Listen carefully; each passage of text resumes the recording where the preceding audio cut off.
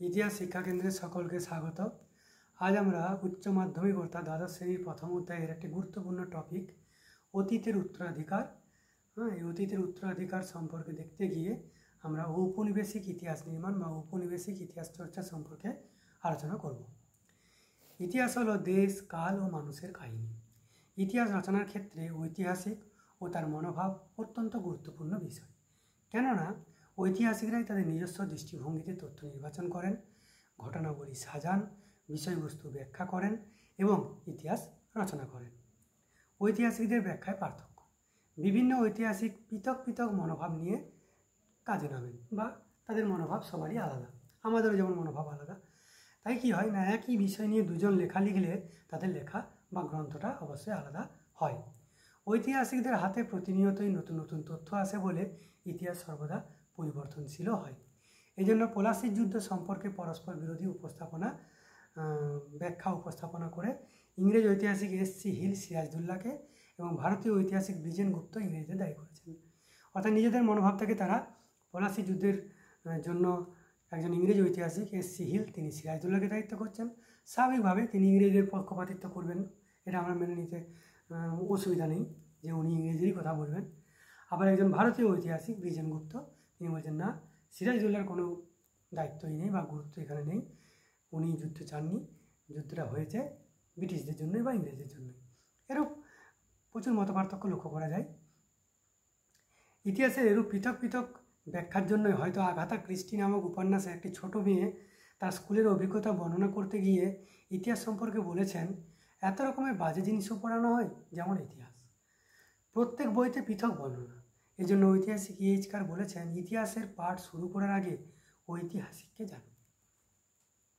ভারতীয় ইতিহাস চর্চার সমস্যা।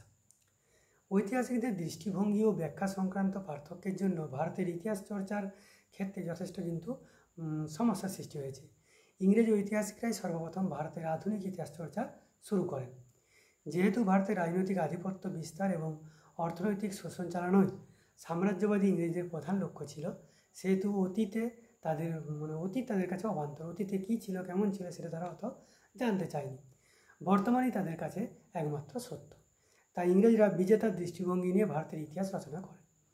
অপরপক্ষে পাশ্চাত্য শিক্ষায় শিক্ষিত ভারতীয় জাতীয়তাবাদী ঐতিহাসিকগণ ক্রমে ভারতের ইতিহাস রচনার ক্ষেত্রে ইংরেজদের দৃষ্টিভঙ্গির ত্রুটিগুলি উপলব্ধি করতে থাকে।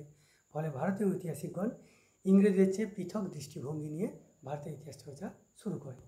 তো আজকে আমরা উপনিবেশিক বা ইংরেজ সরকার বা আরও অন্যান্য যারা রয়েছে সেই উপনিবেশিক ইতিহাস নির্মাণ সম্পর্কে দেখব। ইংরেজরা 1765 খ্রিস্টাব্দে বাংলা, বিহার, উড়িষ্যার দেওয়ানি লাভ করে। এরপর শীঘ্রই ভারতের অন্যান্য অঞ্চলেও নিজেদের রাজনৈতিক আধিপত্য তারা প্রতিষ্ঠা করে। ভারতের রাজনৈতিক ক্ষমতা ও শাসনাধিকার লাভ করার পর স্বাভাবিকভাবেই ইংরেজদের কাছে ভারতের মানুষ, সমাজ, ইতিহাস, অর্থনীতি প্রভৃতি সম্পর্কে জ্ঞান অর্জনের খুবই প্রয়োজন ছিল। এই প্রয়োজনের তাগিদেই হেস্টিংসের আমল থেকে ব্রিটিশরা এদেশের ইতিহাস চর্চা শুরু করে।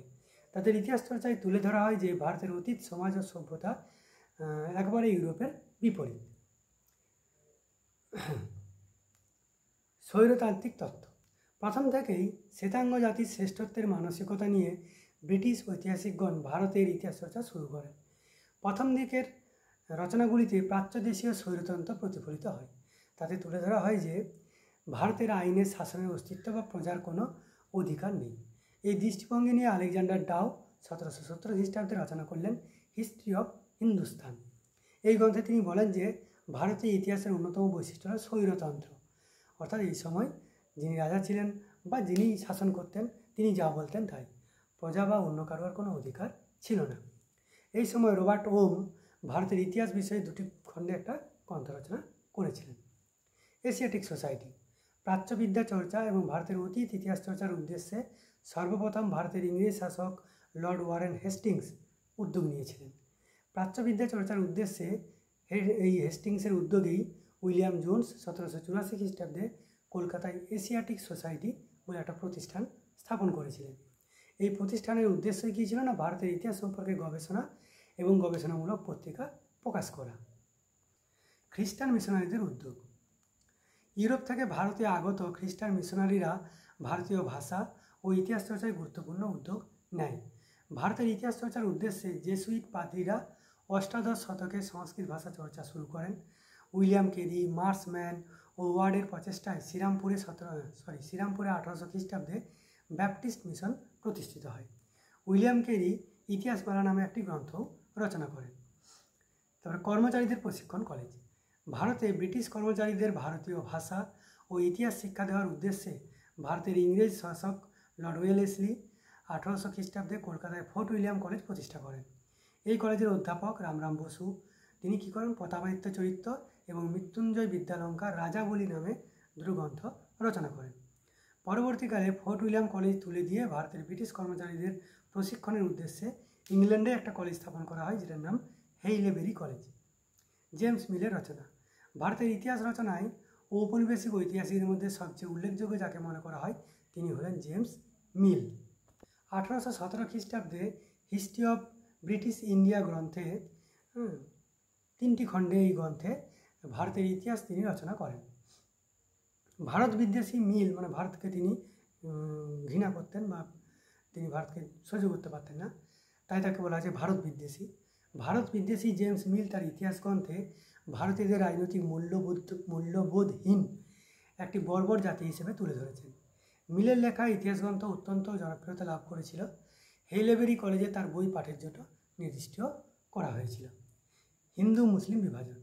জেমস মিলের অনুকরণে আরও অন্যান্য যে ব্রিটিশ লেখকগণ ছিল তারাও ভারতে হিন্দু ও মুসলিম সভ্যতাকে পৃথক একটা আলাদা যুগ বা পৃথক হিসাবে তুলে ধরে একটা আপ্রাণ চেষ্টা তারা করেছিল। তাদের মতে বেশিরভাগ মুসলমানই মনে করত যে প্রাক ব্রিটিশ ভারতে মুসলিম শাসকরা যে ভারতের প্রভু ছিলেন এবং এদেশে ব্রিটিশ শাসনের অবসান ঘটলে মুসলিমরা আবার তাদের পুরনো অধিকার ফিরে পাবে। ইংরেজ লেখকগণের মতে ইসলাম ছিল বর্বর, লুঠেরা এবং দখলদারির ধর্ম। ভারতে একের পর এক নিষ্ঠুর আক্রমণ এবং ধ্বংসকাণ্ড চালিয়ে এই ধর্ম ভারতে ছড়িয়ে পড়েছে। আলেকজান্ডার বলেছেন যে মুসলিম শাসকরা তরবারির জোরে এই দেশের মানুষের দেহ ও মনকে বন্দি করে নিজেদের অবস্থান সুরক্ষিত করেছে। বিশপ হেবার ভারতীয়দের বারংবার মনে করিয়ে দিয়েছেন যে ব্রিটিশরা তাদের দখল করেনি, বরঞ্চ তারা অধিকৃত অবস্থাতেই ছিল, মানে যেন ভারতীয়রা নিজেরাই নিজেদেরকে বন্দি করে রেখেছিল। পূর্বতন শাসকরা ছিল ব্রিটিশ শাসকদের মতোই রক্তের সম্পর্কের বা ধর্মের দিক থেকে ভারতে আগন্তুক এবং তারা ছিল ব্রিটিশদের চেয়েও অত্যাচারী প্রভু। ঊনবিংশ শতকের ইতিহাস চর্চা। ঊনবিংশ শতকের শুরুতে ঔপনিবেশিক ঐতিহাসিকদের লেখা ভারতের বিভিন্ন ইতিহাস গ্রন্থ প্রকাশিত হয়। এসব ইতিহাস যে গ্রন্থগুলো এগুলো ঐতিহাসিকদের বেশিরভাগই ছিলেন ব্রিটিশ কর্মচারী, মানে যারা লিখেছিলেন তারা বেশিরভাগই ব্রিটিশ কর্মচারী। তাদের লেখা উল্লেখযোগ্য গ্রন্থগুলো আমরা দেখে নিই। মার্ক উইলকস রচিত historical sketches of the south of India, James Grant Duff রচিত হিস্ট্রি অফ দ্য মারাঠাস 1826 লেখা, জেমস টড রচিত annals and antiquities of Rajasthan 1829-32 লেখা, এলফিনস্টোন রচিত দ্য হিস্ট্রি অফ ইন্ডিয়া, এটা 1841 লেখা, এডওয়ার্ড থর্নটনের রচিত the history of the British power in India, এটা 1841-45 লেখা, উইলিয়াম হান্টার রচিত অ্যানালস অফ রুরাল বেঙ্গল, এটা 1868 লেখা, হেনরি ইলিয়ট ও ডাউন্স রচিত the history of India as told by its own historians, এটা 1867-77 মধ্যে রচিত। এসব অনেক লেখা আরও আছে। এছাড়া বেভারিজ, স্টিটওয়ার্ট ও অন্যান্য ব্রিটিশ ঐতিহাসিকগণ ভারতের ইতিহাস বিষয়ক বহু গ্রন্থ ইংরেজিতে অনুবাদও করেছে। ঊনবিংশ গেল পর বিংশ শতকের ইতিহাস চর্চা। বিংশ শতকের ভারতের ইতিহাস সম্পর্কে ব্রিটিশ ঐতিহাসিকদের চর্চা অব্যাহত থাকে। এই সময় তাদের লেখা উল্লেখযোগ্য ঐতিহাসিক গ্রন্থগুলি হল ভিনসেন্ট স্মিথ রচিত আর্লি হিস্ট্রি অফ ইন্ডিয়া, যেটা 1908 লেখা, এবং অক্সফোর্ড হিস্ট্রি অফ ইন্ডিয়া 1919 লেখা, P.E. রবার্টস রচিত history of British India to the end of the east India company 1921 লেখা, ডডওয়েল রচিত কেমব্রিজ হিস্ট্রি অফ ইন্ডিয়া, এটা 1929 লেখা, কিথ রচিত কনস্টিটিউশনাল হিস্ট্রি অফ ইন্ডিয়া, এটা 1936 লেখা। তো এইভাবে ঔপনিবেশিকরা আমাদের দেশের ইতিহাস লিখেছিল। তাদের দিকগুলো আমরা পড়লাম। পরের দিন আমরা দেশীয় ইতিহাস চর্চা বা ভারতীয়দের নিজেদের ইতিহাস চর্চা সম্পর্কে জানব।